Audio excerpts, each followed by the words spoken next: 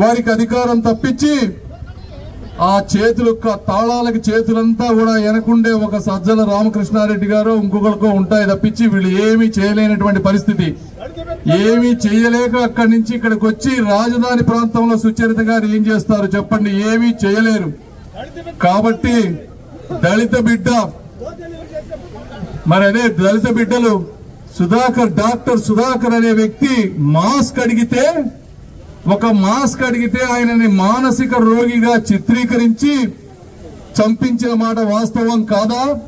మరి ఆ రోజు మీరు ఏం చేశారు? హోంమంత్రిగా ఉన్నప్పుడు అభం శుభం తెలియని అమర్నాథ్ గౌడ్ ని ఆ రోజు పెట్రోల్ పోసి చంపారా లేదా? చిన్నపిల్లవాడిని ఆ రోజు జగన్మోహన్ రెడ్డి గారు ఏమన్నా దాని గురించి మాట్లాడారా? ఇది పరిస్థితి. ఇట్లాంటి దుర్మార్గం చేస్తాం. అన్నా క్యాంటీన్లు ఉన్నాయి. అన్నా క్యాంటీన్లో తినేది ఎవరు? అయోధ్య రామిరెడ్డి గారు తింటారా? అన్నా క్యాంటీన్లో డబ్బున్న అయోధ్య రామిరెడ్డి గారు తింటారా?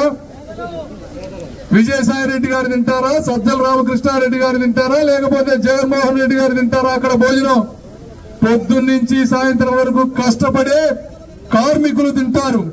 ఇంట్లో వంట వండుకోలేక పొద్దున్నే పనికి వెళ్తూ మధ్యాహ్నం పూట 5 రూపాయలకి మంచి భోజనం ఈ రాష్ట్రం మీద తెలుగుదేశం పార్టీ మీద అభిమానంతో ఎంతో మంది అన్నదానం చేస్తా ఉంటే దొరికేటువంటి అన్నం అన్నా క్యాంటీన్ లో ఉండేది. మరి అన్నా క్యాంటీన్లను నువ్వు తప్పించావంటే నువ్వు పేదల పక్షపాతి ఎలా అవుతావు?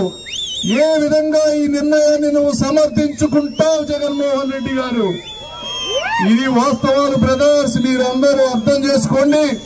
కులాల కుంపట్లలో మతాల మారణ హోమంలో మీరు నలిగిపోకుండా వాస్తవాలు తెలుసుకొని మీకు ఎవరైతే అభివృద్ధి చేస్తారో వాళ్ళకి ఓటు వేయండి. మీ చూపించే అభిమానాన్ని అభివృద్ధి రూపంలో మేము మళ్లీ వచ్చి అద్భుతంగా తిరిగిస్తామని తెలియజేసుకుంటూ ఈ అపూర్వ స్వాగతం ఇచ్చిన మీ అందరికీ కూడా హృదయపూర్వక కృతజ్ఞతలు తెలుపుకుంటూ సెలవు తీసుకుంటున్నాం. Thank you. TDP, BJP, Janasena మిత్రపక్షాల కూటమి తరపున గుంటూరు పార్లమెంట్ సీటుకు పోటీ చేస్తున్న పెమ్మసాని చంద్రశేఖర్ గారికే ఓటు వేద్దాం. మన గుంటూరుని గెలిపించుకుందాం.